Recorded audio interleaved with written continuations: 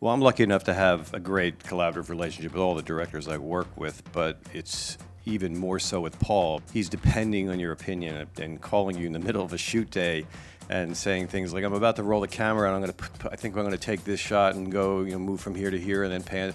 And the first time he did it, I was thinking, you're talking to the editor, right?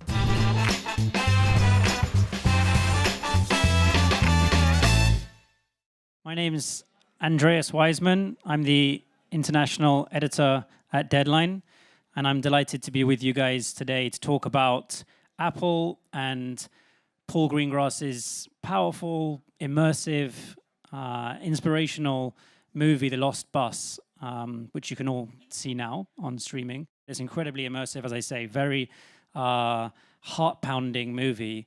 It follows the true story of a down-on-his-luck school bus driver, played by Matthew McConaughey, and a courageous teacher, played by America Ferrera.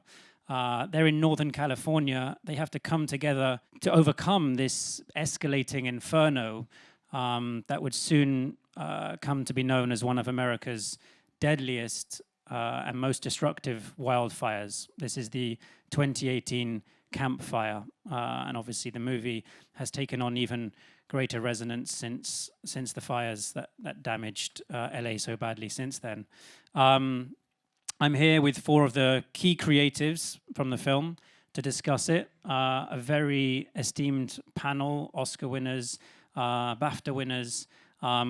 First of all, we have Billy Goldenberg, editor, who is, as I say, Oscar winner, well known for movies such as Argo, Zero Dark 30, The Insider, collaborations with Paul Greengrass, such as News of the World and the 22nd of July. So, Billy Goldenberg. I think you're going to sit here, Billy Goldenberg. Got your name right. Next up, we have Charlie Noble, VFX supervisor, who is an Oscar, BAFTA nominee, known for Jason Bourne, Captain Phillips. These are movies that he's made with Paul Greengrass and a host of other very well-known movies. Charlie. I think you're going to sit here. Next up, we have Rachel Tate, supervising sound editor, who is BAFTA winner for 1917, the great 1917 movie, also well known for No Time to Die, and also worked with Paul on News of the World. So, Rachel.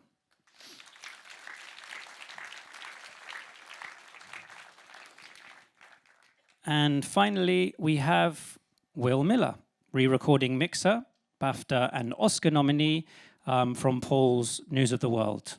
Will.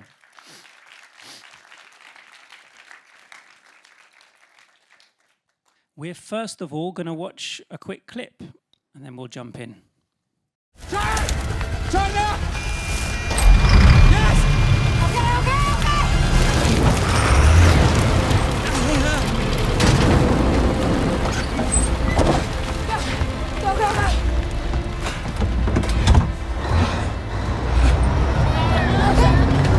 Get down! We're going through the fire!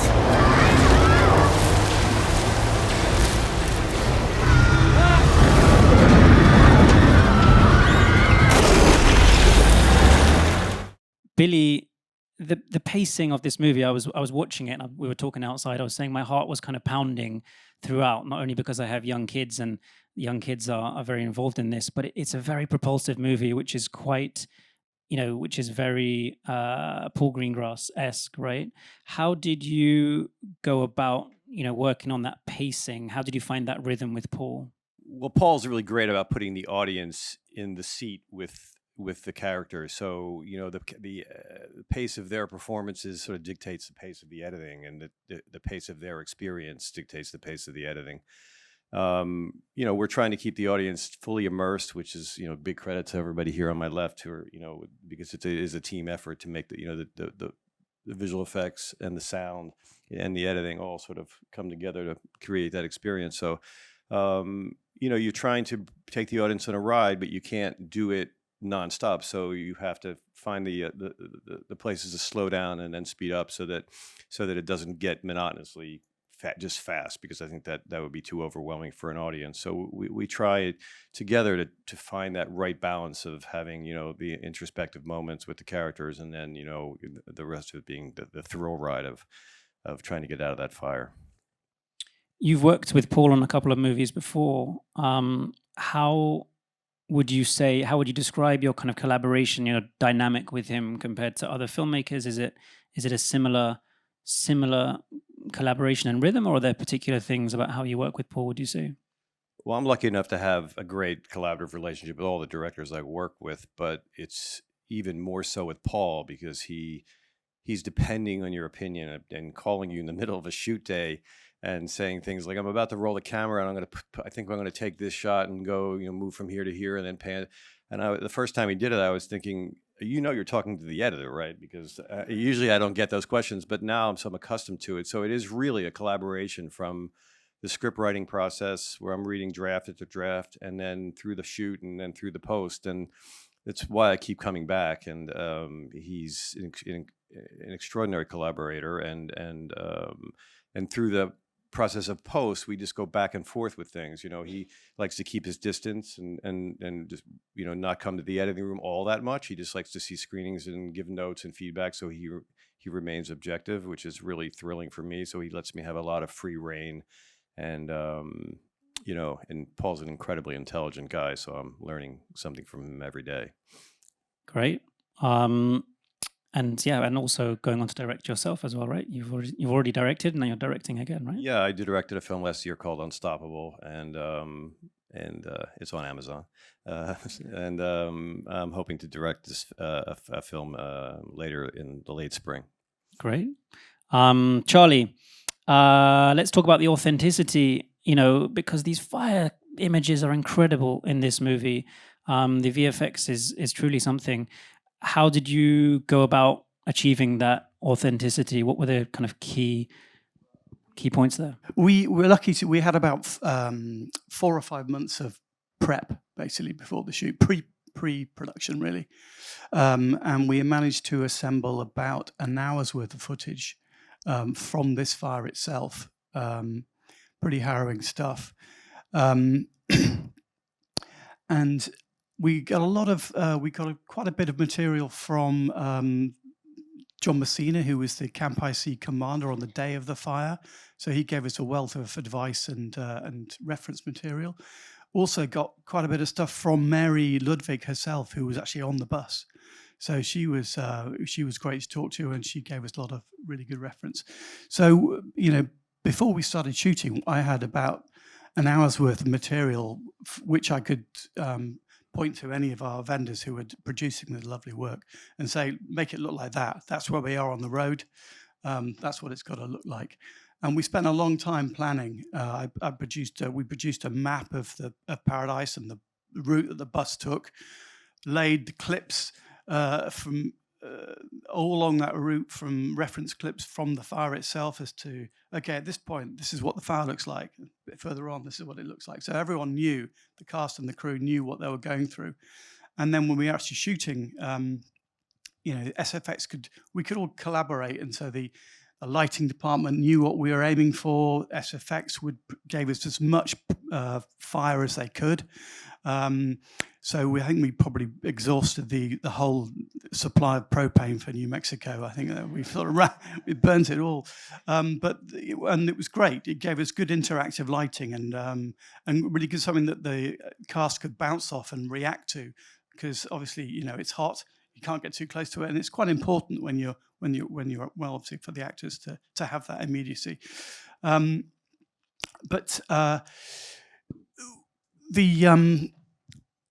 I think. What was the biggest challenge? Yeah, I was going to say, obviously we had all this lovely stuff and the material looked great and the interactive light was great, but we had to inevitably replace all this propane fire because it's all clean, doesn't emit any smoke or embers.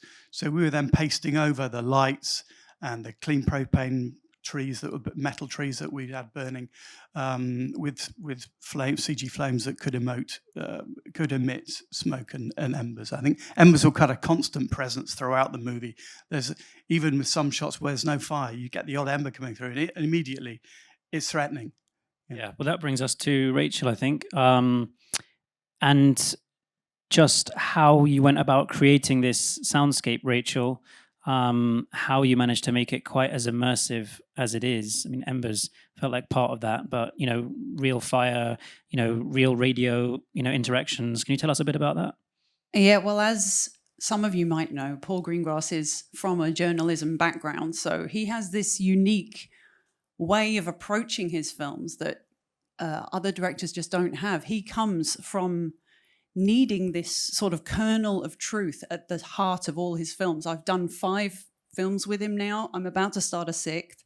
And it's true, it's common across all his films. And what that means is he needs it to be grounded in reality. Then he can add in the tension and the emotion around that. And as sound people, we have a huge job with this. And a major breakthrough we had was when I came across 5 hours of real radio communications from the day. So that's starting in the initial reports of the fire. It runs for 5 hours until eventually the transmission towers burnt down and the radios cut out, just like they do in the film. And you have this timeline then that I could put up against our film, and using key points, any time checks they did on the radio, I could lay it up exactly as it happened. And any time on the film, when you watch it, anytime you hear a walkie-talkie or a radio going by, what you're hearing is from not just a real person, but it's a real person trying to save real lives at that point in time in that location. And you can't beat that. You can't get more real than that, And this grounds it in reality. But the cool thing I thought was that it's kind of like a time capsule then. These voices are now preserved in a sort of living memory. They will always be there. And they don't keep these for more than a couple of years. So this is now in there forever. And this is the kind of thing that a Paul Greengrass film demands of us. We need that thread weaving through of truth and realism. That was so key for me. That was almost one of the most important things we can add to the film. And Will, talking about weaving through, we were outside talking about, in terms of memorable elements of this movie, memorable things that you guys worked on, and it kind of crosses this element of the movie crosses across all of your work. But I think you talk about the campfire and getting inside the campfire, getting inside this raging inferno, which is quite unusual. The camera really getting inside this thing. Maybe you can talk a little about that and how you managed to achieve that. Yeah, of course. In this movie, not only do we have Kevin and Mary as the main characters, the fire itself is another one of the main characters. I think for the first time in one of Paul's movies, the antagonist is nature. It's not a person. And we wanted to, I guess, characterize this in a way and sort of track it through its unpredictable nature and how fast it was growing. We wanted to be in touch with it throughout the entire time. So even when we're not inside the fire itself, where are other places around the community of Paradise, we're always have a sense of it, whether that's the kind of the really heavy winds that might be kind of jet plane-like in the way that it's kind of blowing through the town, kicking up all the dry pine needles, blowing against the windows. We wanted to create this sense that you're always in touch with it. And then when we're inside the fire itself, this is a kind of a unique thing where we're trying to sell the idea that the embers that are being blown around in the fire itself could start new fires. So visually, Charlie's come up with all, the fire itself that we're inside, the embers blowing around, we have the winds kicking up. We wanted to create this kind of danger that's almost this unstoppable force. It's a bit like the Jaws POV shots in those films. That's kind of how Paul described it to us. I mean, at the peak of the fire, it was growing at a rate of about a football field a second. So that, you can't imagine that in real life. So as much as possible, we're trying to put you in that place, and without it's kind of one of those tricky things, really. Like the whole time we want this sense of danger with the embers flying around, almost like that feeling that it could catch your skin, and burn you, like that feeling you have as a sparkler when you, but like times 1,000, like the danger of it constantly being on top of you. Yeah. Yeah, and there is the message, of course, from the fire chief at one point in the movie that, you know, we've got to, this is happening more often, guys, and we've got to stop this happening. And that's there over this movie. And you were making, we've got to wrap up actually, but just quickly, I mean, you were making this movie as the LA fires were going on, and you were all, you know, a number of you were impacted, right? Well, I was in LA the night of on the 7th of January. I was in Los Angeles because of the holidays, and we had to evacuate our house and didn't get back for about 3 months. Luckily, it didn't burn, but I didn't really know. I came back here and I didn't know whether my house was standing for about 4 days. And then we were mixing the movie, and we came out. I came out of the mixing stage, and it was one of the huge fire scenes, and it's so real and so like overwhelming. I had to step off the dubbing stage and take a moment for myself, because I didn't know if my house was there, and you know, my family was safe, thank God, but it was very terrifying, and the realism of the film really came through.